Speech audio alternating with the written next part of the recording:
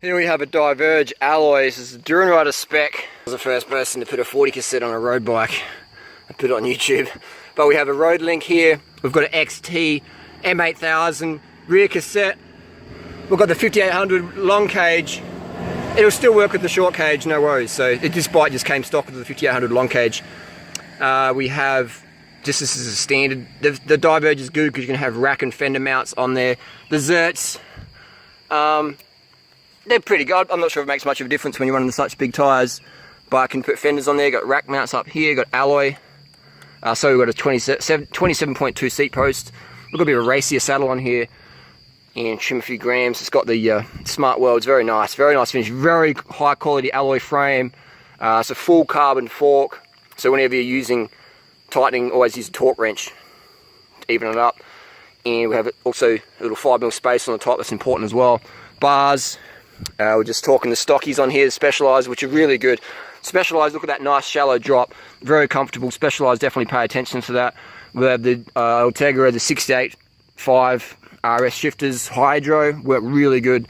An Italian racing mirror there from eBay. The front fork I do like. It has desserts.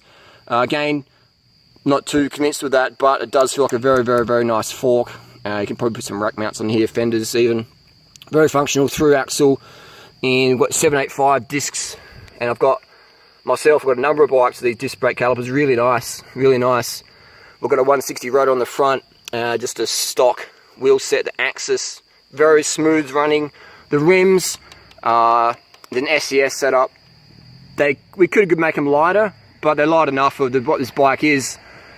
And we have the internal cable rating, very nice. Look at that. That is beautiful finish. Beautiful finish. This is, when this camera turns off, we're going to get some intimacy going on. It's a BB30 setup, and we've got an FSA Gossamer 5034. This is where my gripe is. I would prefer more adventure gearing, and that's why I've got the Durianrider spec, the 40 cassette in the back, because this is an adventure bike. It's not a crit bike. I mean, you can still race crits of a 5011, no worries. I've raced Div 1 crits of a 5011. I never got dropped, but I would like to see better gearing on the front here, and that's what we're doing. Put the Durianrider spec on the back. You could probably, this feels like it's maybe oval or circular. I have to double check, but I know a couple of the crew have actually sanded this off, which would avoid warranty, and just put a band clamp around there and put the mountain bike cranks on. But it is a nice bike. It's Taiwanese made, and I would definitely rate them.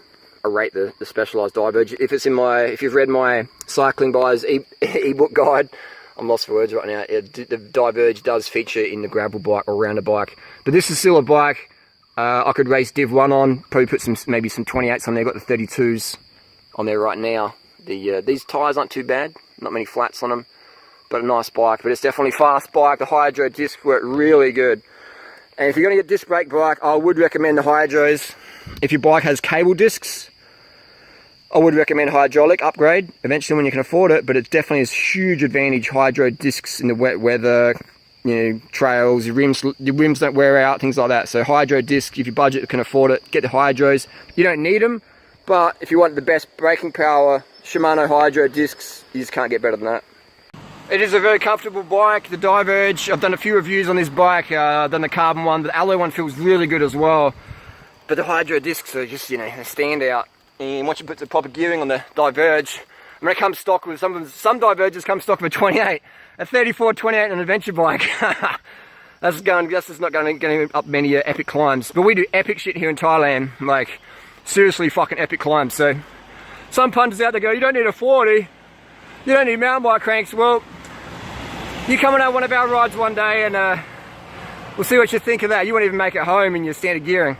Seriously, some legit climbs here in northern Thailand. Put the proper gearing on so you can go up any fucking hill you want and get it done, finish strong. Do your 200, 300, 400, 500k, 600k rides. Fully loaded, whatever you want, and get it done. Diverge, legit bike. Lifetime frame warranty as well. And if you have any questions, what bike you want to see reviewed next, hit me up down below. We're doing bike reviews all year long now. Let's get it done. Like